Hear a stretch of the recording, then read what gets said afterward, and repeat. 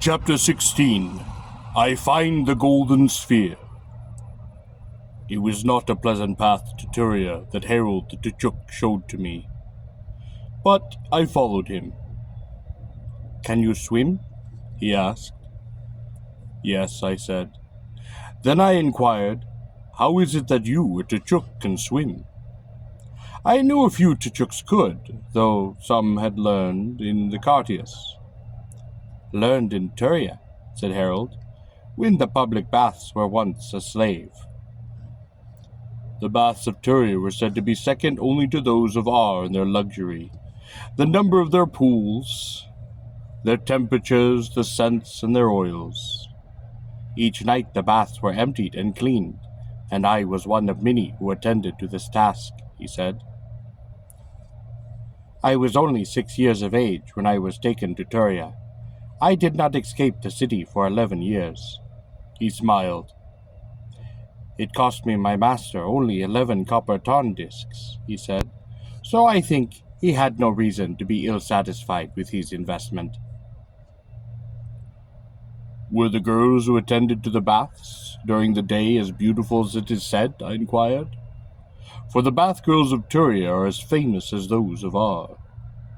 Perhaps, he said. Never saw them during the day. I and the other male slaves were chained in a darkened chamber, that we might sleep and preserve our strength for the work of the night.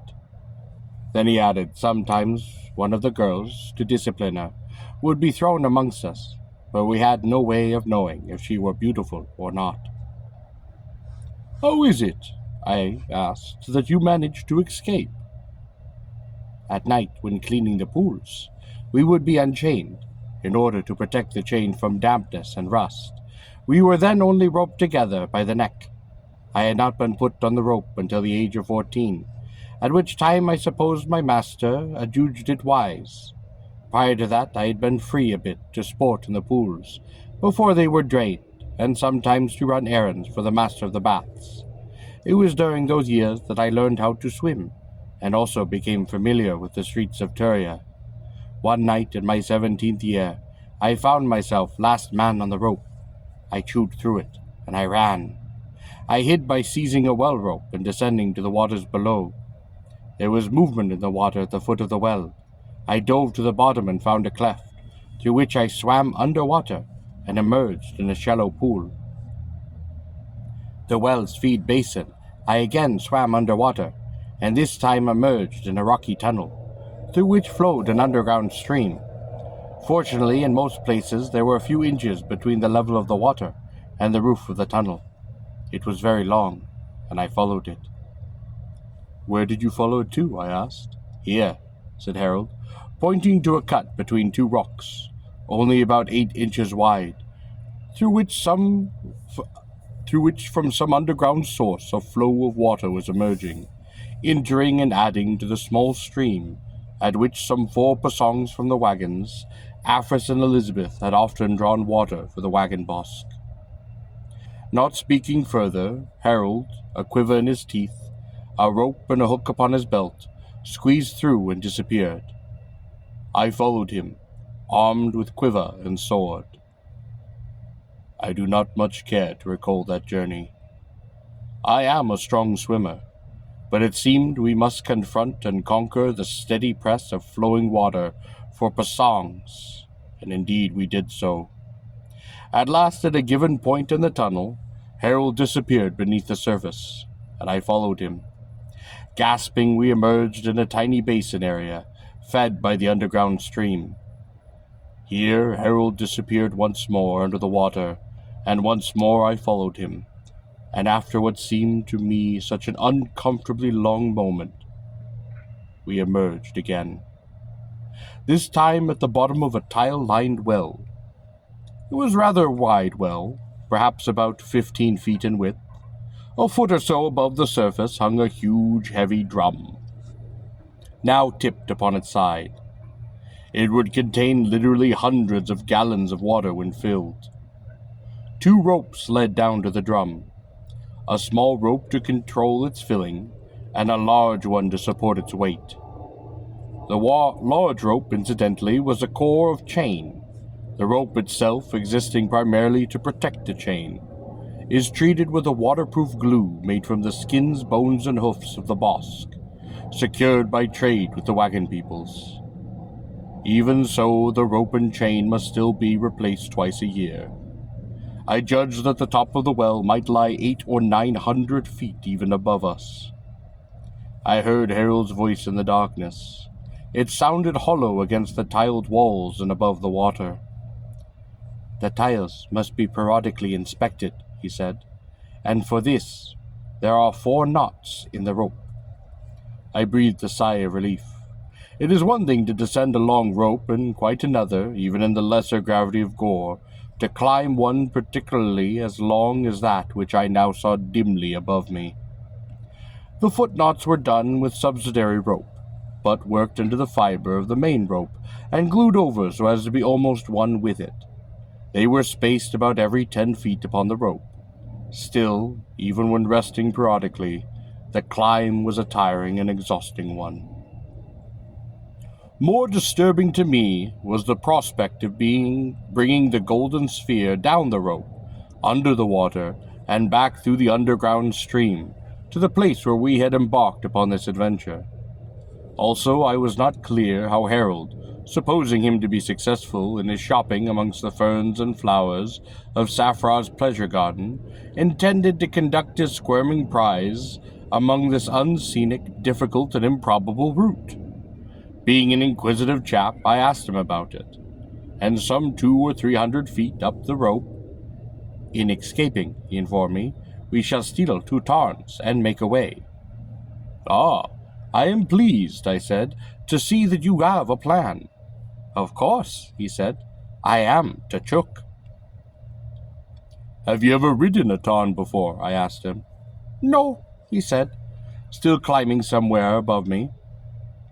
"And how do you expect to do so?" I inquired, holding myself hand after hand after him. "You are townsman, are you not?" "Yes," I said. "Very well. You will teach me." "It is said," I muttered, "that the tarn knows who is a tarnsman and who is not, and that it slays him who is not."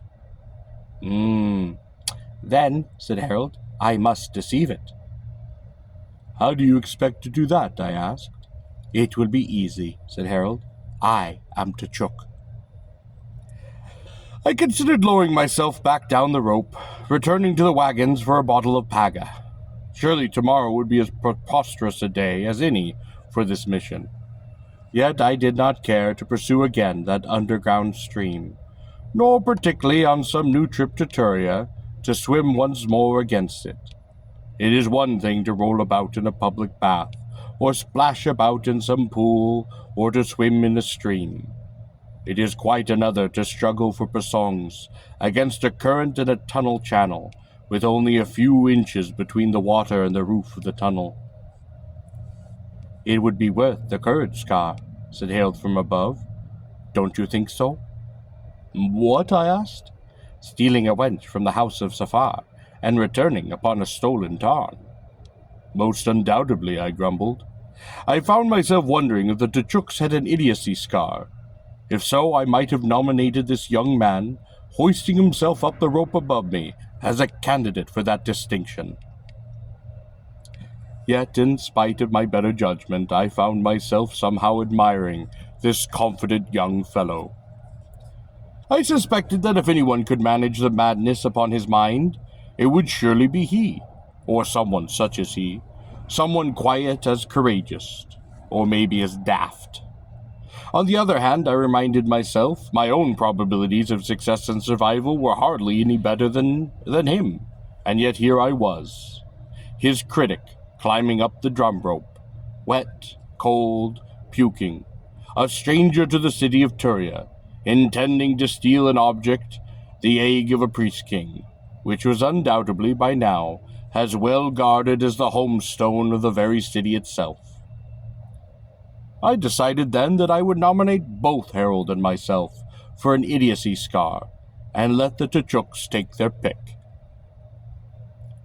It was with a feeling of relief that I finally got my arm over the crossbar of the windlass, and drew myself up.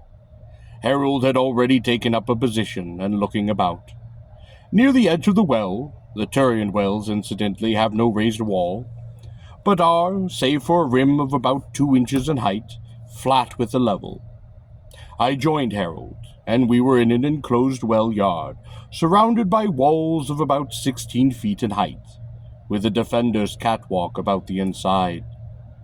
The walls provided a means for defending the water, and also, of course, considering the number of wells within the city, some of which, by the way, are fed by springs, provide a number of defensible enclaves should portions of the city fall into the enemy hands. There was an archway leading from the circular well yard, and the 2 holts of the timbered arched gate were swung back and fastened upon both sides.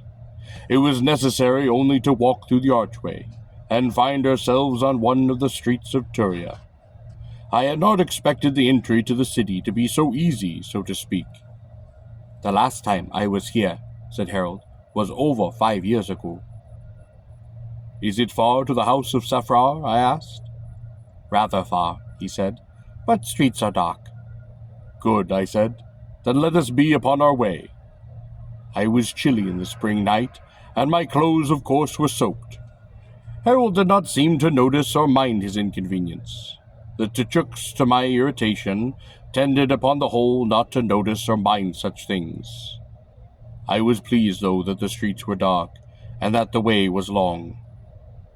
"The darkness," I said, "will conceal somewhat the wetness of our garments, and by the time we arrive we may even be dry." "Of course," said Harold. "That was part of my plan." "Oh," I said. "On the other hand," said Harold, "I might like to stop by the baths." "They are closed at this hour, are they not?" I asked. "No," said he, "not until the 20th hour." That was midnight for the Gorean day. "Why do you wish to stop by the baths?" I asked. "I was never a customer," he said. "I often wondered, like yourself, apparently, if the bath girls of Turia are as lovely as it is said." "That is all well and good," I said, "but I think it would be better to strike out for the house of Safrar." "If you wish," said Harold. "After all, I can always visit the baths after we take the city." "Take the city?" I asked. "Oh, of course," said Harold. "Look," I said to him, "the Bosks are already moving away the wagons. They will withdraw within the morning. The siege is over. Komchak has given up." Harold smiled. He looked at me. "Oh, yes," he said. "But," I said, "if you like, I will pay your way to the baths." "We could always wager," he suggested. "No," I said firmly. "I will pay." "If you wish," he said. I told myself it might be better even to come to the house of Safrar late, rather than possibly before the 20th hour. In the meantime, it seemed reasonable to while away some of that time in the baths of Turia, and that seemed as good a place as any to do so. So arm in arm, Harold and I strode among the archway leading from the well yard. We had scarcely cleared the portal and set foot upon the street when we heard a swift rustle of heavy wire, and, startling, looked up. We saw a steel net descend upon us. Immediately we heard the sound of several men leaping down to the street, and the draw cords on the wire net, probably of the sort often used for snaring sleen, began to tighten. Neither Harold nor myself could move an arm or hand, and locked as we were in the net, we stood like fools, and 2 guardsmen kicked the feet out from under us. We rolled, entrapped in the wire, upon his feet. "2 fish from the well," said a voice. "This means, of course," said another voice, "others know of the well." "We shall double the guard," said a third voice. "What shall we do with them?" "Take them to the house of Safrar." I twisted it round as well as I could. "Was this," I asked Harold, "also a part of your plan?" He grinned, pressing against the net and trying at its strength. "No," he said. I too tried at the net. The thick woven wire held quite well. Harold and I had been fastened in a Turian slave bar, a metal bar with a collar at each end, and behind the collar manacles which fastened the prisoner's hands behind his neck. We knelt before a low dais, covered with rugs and with cushions, on which reclined Safrar of Turia.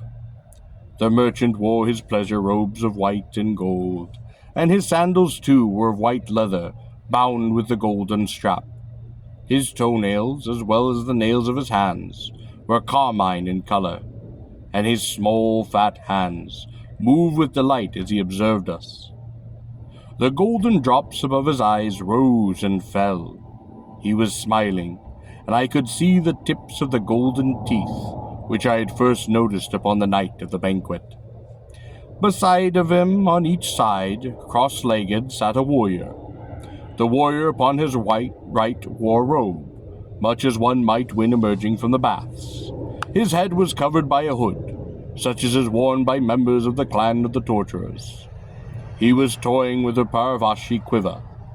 I recognized him, somehow in the build, somehow in the way he held his body, for it was he who had hurled that quiver at me among the wagons, who would have been my assassin, save for the sudden flicker of a shadow upon a lacquered board. On the left of Safrar there sat another warrior, in the leather of a townsman, save that he wore a jeweled belt. About his neck, set with diamonds, there hung a worn tarn disc from the city of Ar. Beside him there rested, lying on the dais, a spear, a helmet, and a shield. "I am pleased that you have chosen to visit us, Tarl Cabot of Koroba," said Safrar. "We expected that you would soon try, but we did not know that you knew of the passage well." Through the metal bar I felt a reaction on the part of Harold. He'd apparently, when fleeing years ago, stumbled on a route in and out of the city which had not been unknown to certain of the Turians. I recall that the Turians, because of the baths, are almost all excellent swimmers.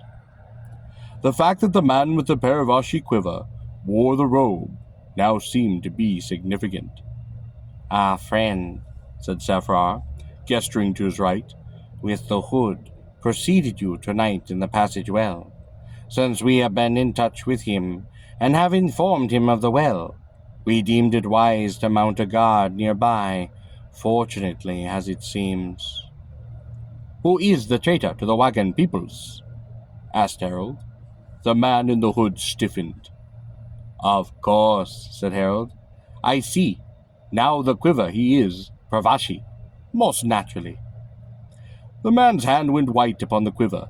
I feared he would leap to his feet, maybe even thrust the quiver to its hilt in the breast of the Tuchuk youth. "I have often wondered," said Harold, "where the Parvishi obtained their riches." With a cry of rage, the hooded figure leaped to his feet, the quiver raised. "Please," said Safrar, lifting his small fat hand, "let there be no ill will among friends." Trembling with rage, the hooded figure resumed his place upon the dais. The other warrior, a strong, gaunt man, scarred across the left cheekbone, with his shrewd, dark eyes, said nothing, but he watched us and considered us, as a warrior considers his enemy. "I would introduce our hooded friend," exclaimed Safrar, "but even I do not know his name nor face. Only that he stands high among the Paravishi, and accordingly has been of great use to me." "I know him in a way," I said. "He followed me in the camp of the Tuchuks and tried to kill me." "I trust," said Safrar, "that we shall have better fortune." I said nothing. "Are you truly of the clan of torturers?" asked Harold of the hooded man. "You shall find out," he said. "Do you think," asked Harold, "you will be able to make me cry for mercy?" "If I choose," said the man. "Would you care to wager?" asked Harold. The man leaned forward and hissed, "Tuchuks lean!" "May I introduce," inquired Safrar, "Hakil of Port Kar, chief of the mercenary of townsmen." It is known to Safrar, I inquired, that you have received gold from the Tchuks? Of course, said Hakil. You think, perhaps, Zephyr chuckling, that I might object, and that thus you might sow discord among us, your enemies? No, Tarl Cabot, that I am a merchant. I understand men and the meaning of gold. I no more object to Hakil dealing with the Chooks than I would to the fact that water freezes and fire burns, and that no one ever leaves the yellow pool of Toria alive. I did not follow the reference to the yellow pool of Turia. I glanced, however, at Harold, and it seemed he had suddenly paled. How is it, I asked, that Hakil of Port Car wears about his neck a tarn disc from the city of Ar? I was once of Ar, said Scarred Hakil. Indeed, I can remember you, though as Tharl of Bristol, from the siege of Ar. That was long ago, I said. Your swordplay with Parker, master of assassins, was superb. A nod of my head acknowledged his compliment. You may ask, said Hakil, how is it that I, a townsman of Ar, ride for merchants and traders on the southern plains? It does sadden me, I said, that a sword that is once raised in defense of Great Ar is now raised only by the beck and call of gold. About my neck, he said, you see a golden tarn disc of glorious Ar. I cut a throat for that tarn disc, to buy silks and perfumes for a woman. But she fled away with another. I hunted, also fled. I followed them and in combat slew the warrior, obtaining my scar. The wench I then sold into slavery. I could not return to glorious Ar. He then fingered the tarn disc. Sometimes it seems heavy. Hakil, said Safar, wisely went to the city of Port Car, whose hospitality to such as he is well known. It was there that we first met. Heh! Cried Hakil. The little earth was trying to pick my pouch. You were not always a merchant, then? I asked Safar. Among friends, said Safar, perhaps we can speak frankly, particularly seeing that the tales we tell will not be retold. You see, I know I can trust you. And how is that, I asked. Because you are to be slain. I see, I said. I was once, continued Safrar, a perfumer of Tyros. One day left the shop, it seems inadvertently with some pounds of the nectar of Talinders concealed beneath my tunic in a bladder, and for that my ear was notched, and I was exiled from the city. I found my way to Port Car, where I lived unpleasantly for some time on garbage floating in the canals, and such other tidbits as I could find about. How are you a rich merchant? I asked. A man met me, said Safar. A tall man, rather dreadful actually, with a face as grey as stone, and eyes like glass. I immediately recalled Elizabeth's description of the man who had examined her for fitness to wear the message collar upon earth. I have never seen that man, said Hakil. I wish that I might have. Saphir shivered. You are just as well off, he said. Your fortune turned, I said, when you met that man? Decidedly, he said. In fact, continued the small rotund merchant, it was he who arranged my fortunes and sent me some years ago to Turia. What is your city? I demanded. I think, he smiled, Port Car. That told me what I wanted to know. Through rise in Tyros and success in Turia, Saphir the merchant thought of himself as one of the Port Car. Such a city, I thought, could stain the soul of any a man. That explains, I said, how it is that you, though in Turia, can have a galley in Port Car. Of course, said he. Also, I cried, suddenly aware, the rinse paper and the message collar. It was paper from Port Car. Of course, he said. The message was yours, I said. The collar was sewn upon the girl in this very house, said he, though the poor thing was anesthetized at the time, and unaware of the honor bestowed upon her. Saphar smiled. In a way, it was a waste. I would not have minded keeping her in my pleasure gardens as a slave. Saphar shrugged and spread his hands. But he would not hear of it, for it must be she. Who is he? I demanded. Oh, the grey fellow, said Saphar, who brought the girl to the city, drugged upon a tarnback. What was his name? I demanded. Always he refused to tell me, said Saphar.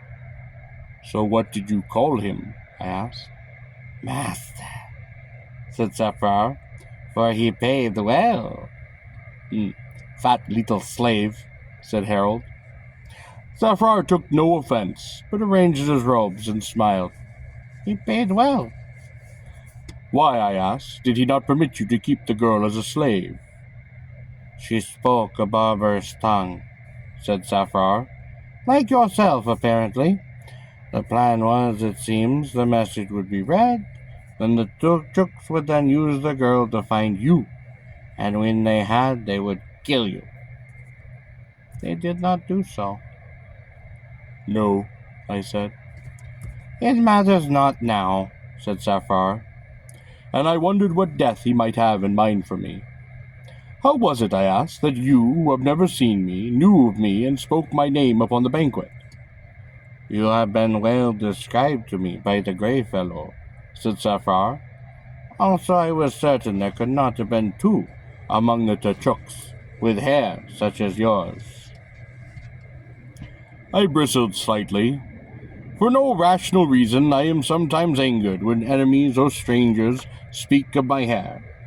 I suppose this dates back to my youth, when my flaming hair, perhaps a deplorably outrageous red, was the object of dozens of derisive comments, each customarily engendering its own rebuttal, but followed often by nimble controversy, agitated by bare knuckles.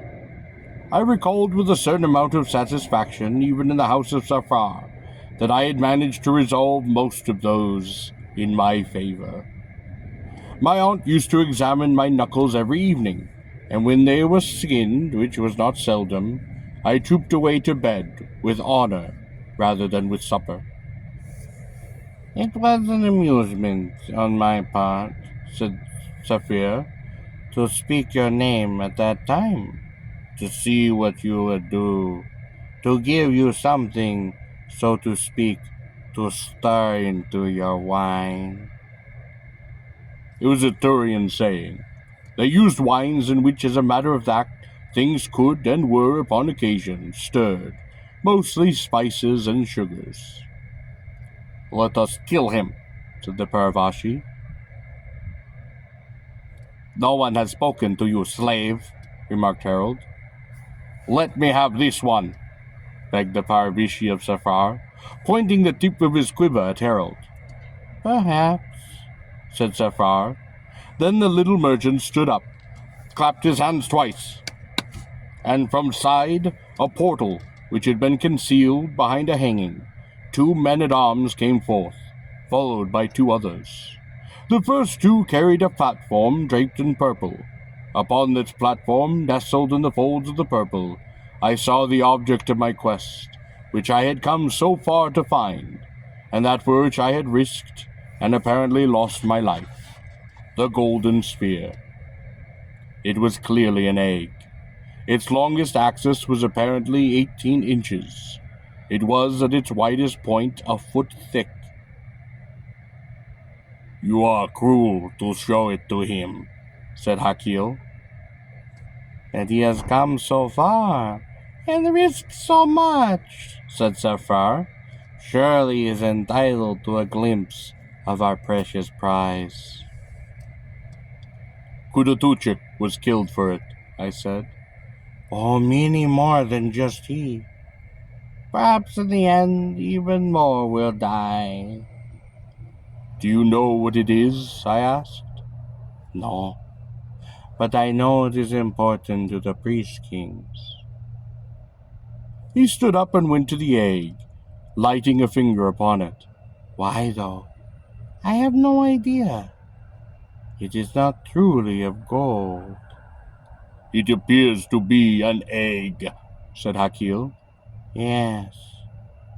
Whatever it is," said Saphir, "it has the shape of an egg." "Perhaps it is an egg," suggested Hakil. "Perhaps. But what would priest kings wish with such an egg?" "Who knows?" said Hakil. "It was this, was it not?" asked Saphir, stopping to look at me, "that you came to Turia to find?" "Yes," I admitted. "That is what I came to find." "See how easy it was?" He laughed. "Yes," I said, "it was very easy." Hakil then stood and drew his sword. "Let me slay him as befits a warrior." "No," cried the Pavishi, "let me have him as well as the other." "No," said Zephyr firmly, "they are both mine." Akil angrily rammed his sword back into the sheath. He had clearly wanted to kill me honorably and swiftly. He had little stomach for whatever games the Parabashi or Safar might have in mind. Akil might have been a cutthroat and a thief, but he too was of Ar and a Tarnsman.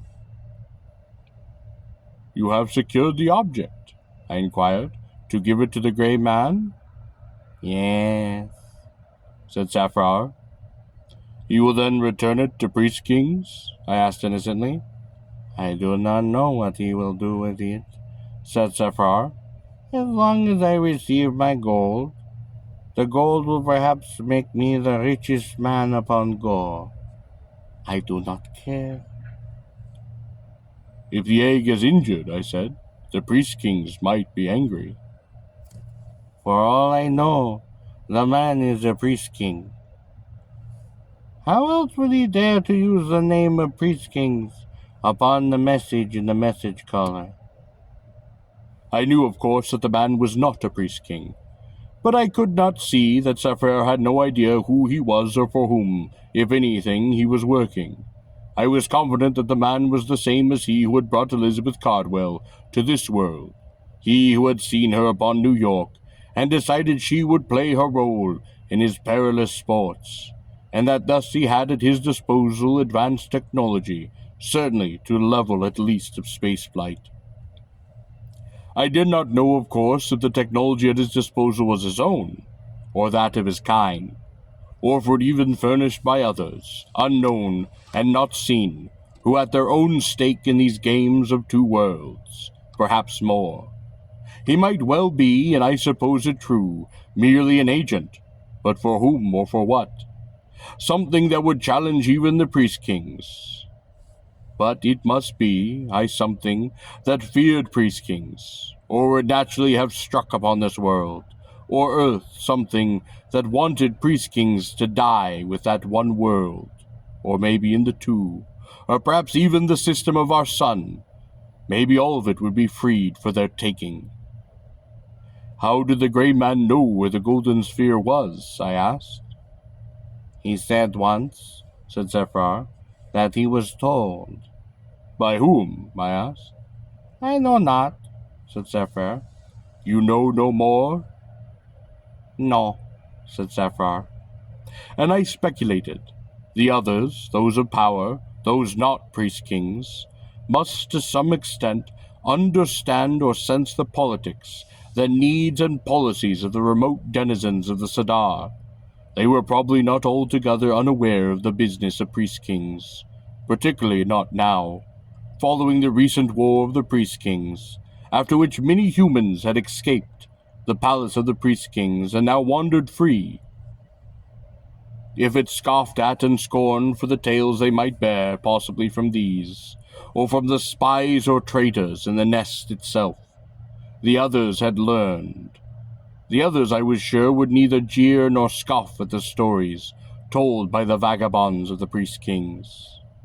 And they could have learned of the destruction of much of the surveillance equipment of the Sadar, of the substantial reduction in the technological capabilities of the priest-kings, at least for this short time, and most importantly that the war had been fought in a way over the succession of dynasties, thus learning that the generations of priest-kings might be in the offing. If there had been rebels who wanted a new generation, they must have been the seeds of that generation.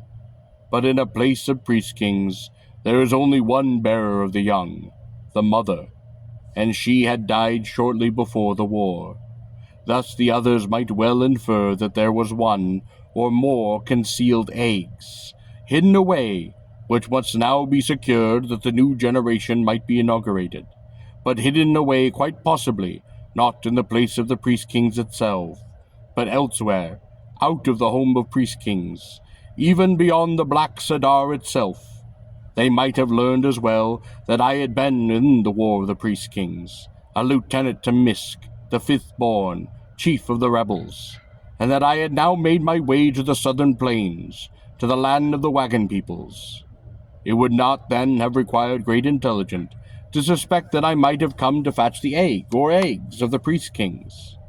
If they had reasoned thus, then their strategy would seem likely to have been, first to see that I did not find the egg, and second to secure it for themselves. They could guarantee their first objective, of course, by simply slaying me. The matter of the message caller had been a clever way of attempting to gain that end. But, because of the shrewdness of the Tuchuks, who seldom take anything at its face value, this had failed. They had then attempted to bring me down among the wagons with a Pravishi quiver, but that too had failed. Grimly reminded myself, however, that I was now in the power of Safrar of Turia. The second objective, that of obtaining the egg for themselves, was already almost accomplished. Kudatuchik had been killed. It had been stolen from his wagon. There was left only to deliver it to the Grey Man, who would in turn deliver it to the others, whoever or whatever they might be. Safrar, of course, had been in Turia for years. This suggested to me that possibly the others had even followed the movements of the two men who had brought the egg from the Sadar to the wagon peoples. Perhaps they had now struck more openly and quickly, employing Gorian townsmen, fearing that I might myself seize the egg first and return it to the Sadar. The attempt upon my life took place one night, and the raid upon Kudatuchik's wagon the next. Safrar, too, I reminded myself, had known that the golden sphere was in the wagon of Kudatuchik. I was puzzled a bit that he had this information, for Tuchuks do not make good spies. They tend to be, albeit fierce and cruel, intensely loyal, and there are few strangers allowed in the wagon of the Tuchukubar. It occurred to me that perhaps the Tuchuks had made no secret of the presence of the golden sphere in Kudatuchik's wagon. That puzzled me. On the other hand, they may well not have even understood its true value. Kamchak himself had told me repeatedly the golden sphere was worthless. Poor Tuchik. But now I said to myself, poor Cabot. However it came about, and I could not be sure others than priest-kings had now entered the games of Gor, and these others knew of the eggs, and wanted it, and it seemed would have it. In time priest-kings, those remaining would die.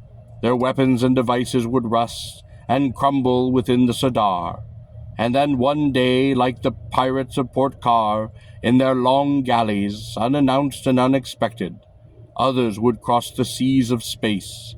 They would bring their craft to rest upon the shores and sands of Gor. "Would you like to fight for your life?" asked Zephyr of Turin. "Of course," I said. "Excellent," said Zephyr. "You may do so in the yellow pool of Thuria."